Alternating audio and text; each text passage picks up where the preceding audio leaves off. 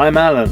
I own a 45-foot narrowboat, have an interest in industrial heritage, transport and technology, and invite you to join me as I cruise, repair and maintain my boat, and visit events and places of historic interest.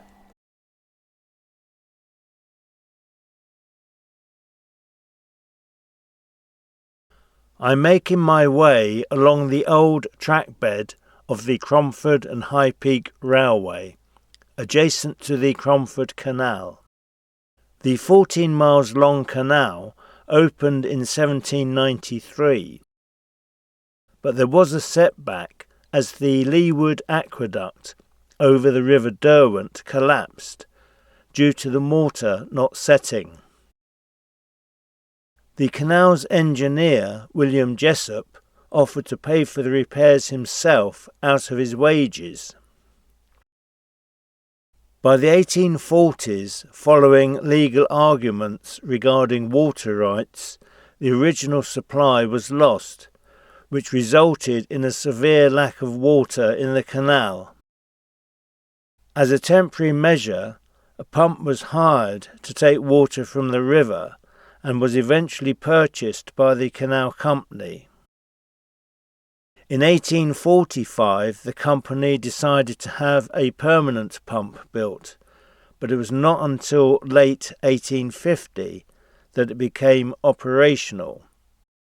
This is the trip boat Birdswood, operated by Friends of the Cromford Canal. Open today. Entry by donation, please. From what I've read, the pump house was built before the engine was installed, which is rather unusual as the building was often built around the engine. 1849 is the year quoted for the pump house. What a lovely sight. Look at that reflection. Much of the canal is now disused, having been abandoned in 1944, and only 5 miles is in water between Cromford and Ambergate. The pump house was Grade 2-star listed in 1972, and since 1974 has been owned and maintained by Derbyshire County Council, but was restored and is operated by a small dedicated group of volunteers. It is located within the Derwent Valley Mills World Heritage Site. Leawood Pump House. The pump house contains a magnificent steam-powered beam engine which raises water from the River Derwent into the Cromford Canal. The water gets pumped up from the River Derwent, which is just behind the pumping station, and it comes out here. So I can see at the moment that they're not pumping, because we would see the water actually coming out. The beam engine was made in 1849 at the Milton Ironworks in Elsecar, South Yorkshire. It is in full working order and maintained by a team of dedicated volunteers.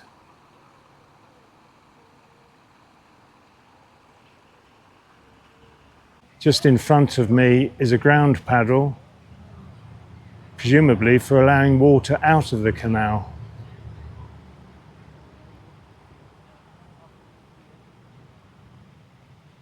That is magnificent, absolutely magnificent. And as I turn further round, we can see the wharf building and that the trip boat has actually left.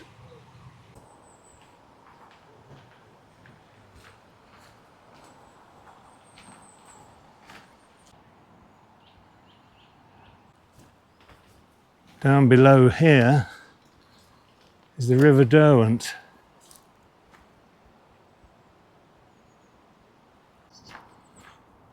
I'm going to cross the swing bridge here and walk back to the pump house. But first I'm just going to take a look round the corner. That's as far as I'll go for today. Hello. Nice to have a wave.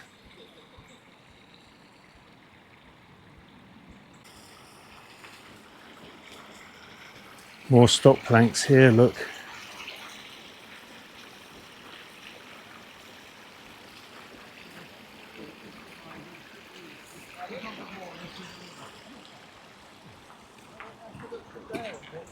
Hey, the vine that you're on it. You look over that wall, you'll see the river.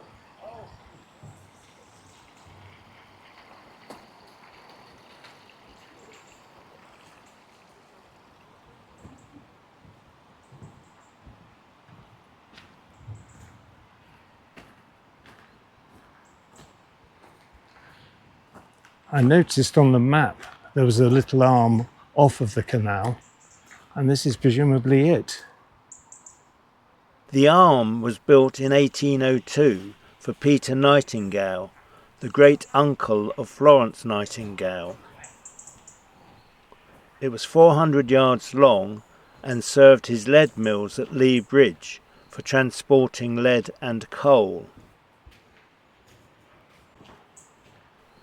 A dispute over water rights with the Cromford Canal Company led to the arm being shortened and a stop gate being installed to prevent water from flowing into the arm from the main canal. It is now heavily silted up. So this is Aqueduct Cottage I've been looking at. I've just been told a little bit of the history about this arm. It was rather involved, but there was only the single gate here years and years ago, probably 200 years ago odd, and the idea was to maintain different water levels from one side to the other, and boats could only pass when the water level was equal. Very, very difficult to achieve without a proper lock. It's certainly very, very shallow. About 12 to 15 inches, I would think, less in places. I'm now going to make my way to the pump house, something I'm really looking forward to. Just look back at the cottage. Aqueduct Cottage is to become an information centre. In steam today, 12 to 4:30. Lovely.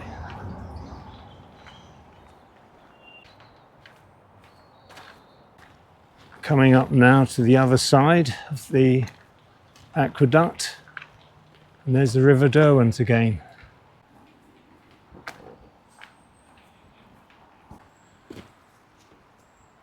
I can just about see the fire in the boiler. What a lovely sight.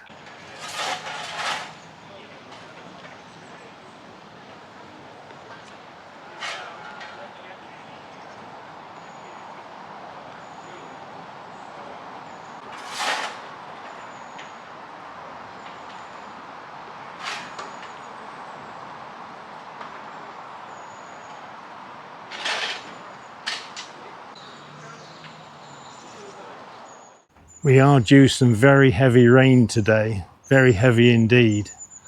I think I just felt a spot of it.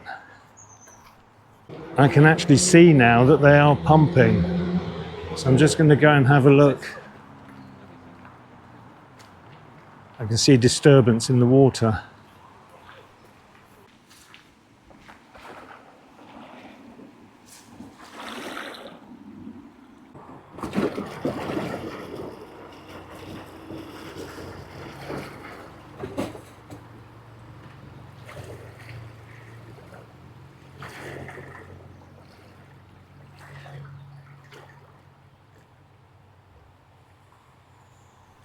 The pump was originally run at about 7 strokes per minute, which is just less than 1,700 tonnes per hour. Today the pump runs at 3 or 4 strokes a minute, meaning water is pushed out into the canal every 15 to 20 seconds. When originally operational, use of the pump was restricted to a 24-hour period from 8 p.m. on Saturdays to 8 p.m. on Sundays.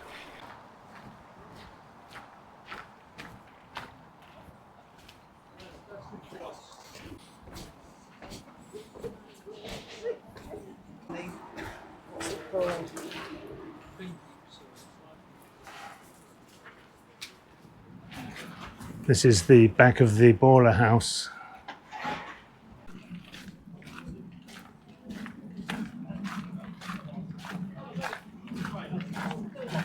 The original boilers are thought to have been of the Cornish design and were replaced by two locomotive-type boilers built in 1900 for the Midland Railway Company by Hawthorne Leslie and Co. of Newcastle upon Tyne. These steam at 40 psi.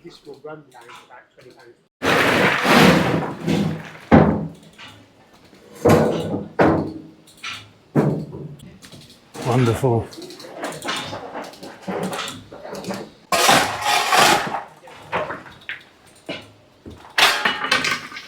After each steaming, the boilers are cleaned, which involves the volunteers hand rodding the 150 fire tubes of soot and removing the ash.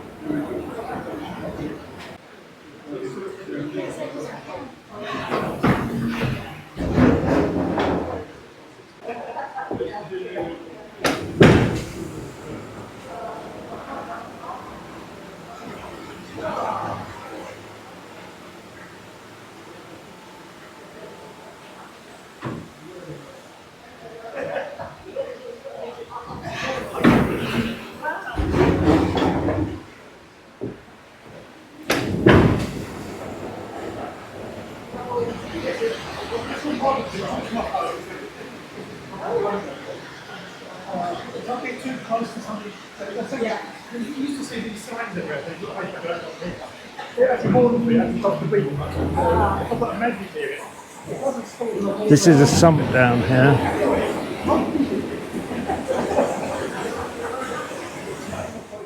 Water comes into the pump house from the River Derwent via a 150 yards long culvert.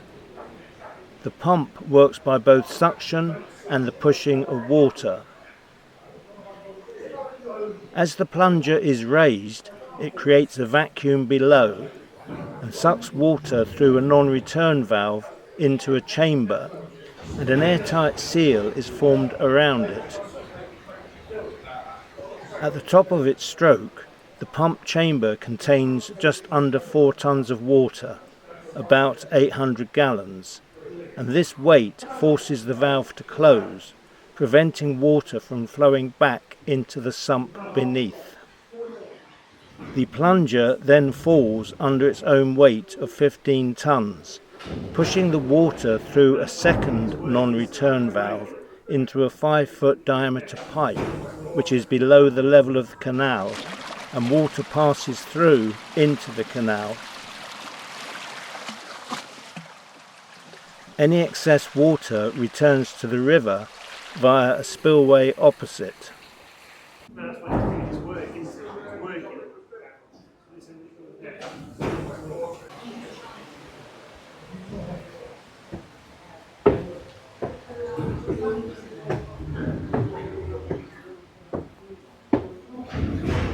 This is the beam engine floor.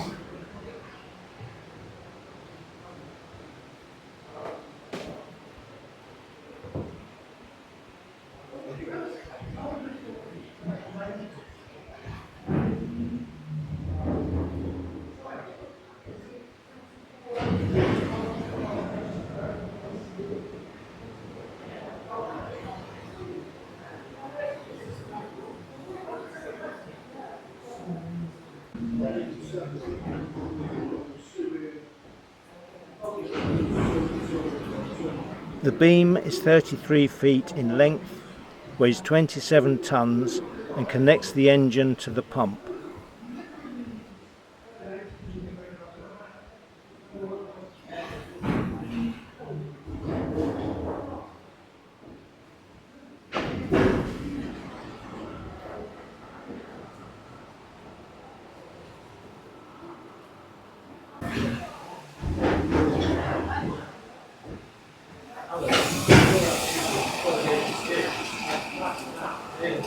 The piston is 50 inches in diameter and the cylinder is over 10 feet deep, giving a stroke of over 9 feet.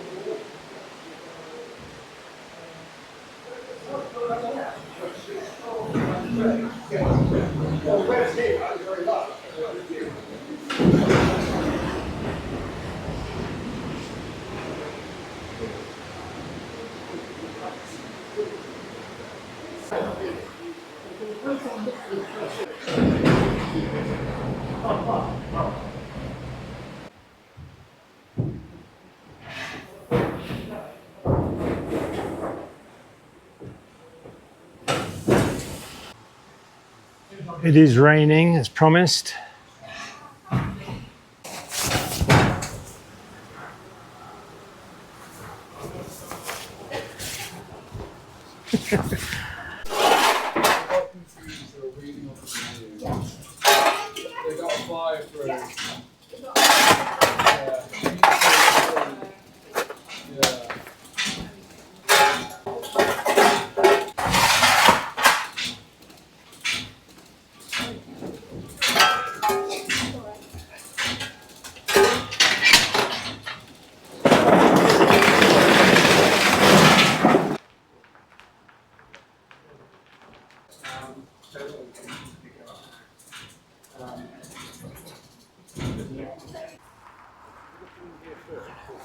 Oh, the trip boat is here.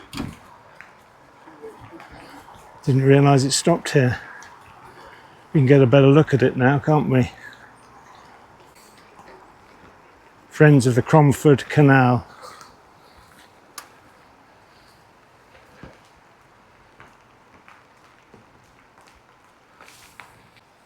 I hope you found that visit to the Leawood Pump House very interesting. I certainly did. I've not seen anything quite like that before, so it was a first. Whether there are any others similar built, I really do not know. But that's it for now. Many thanks for watching. Look after yourselves, your friends and families. Take the utmost care in whatever you're doing. Until next time, bye for now. Bye everyone. Take care.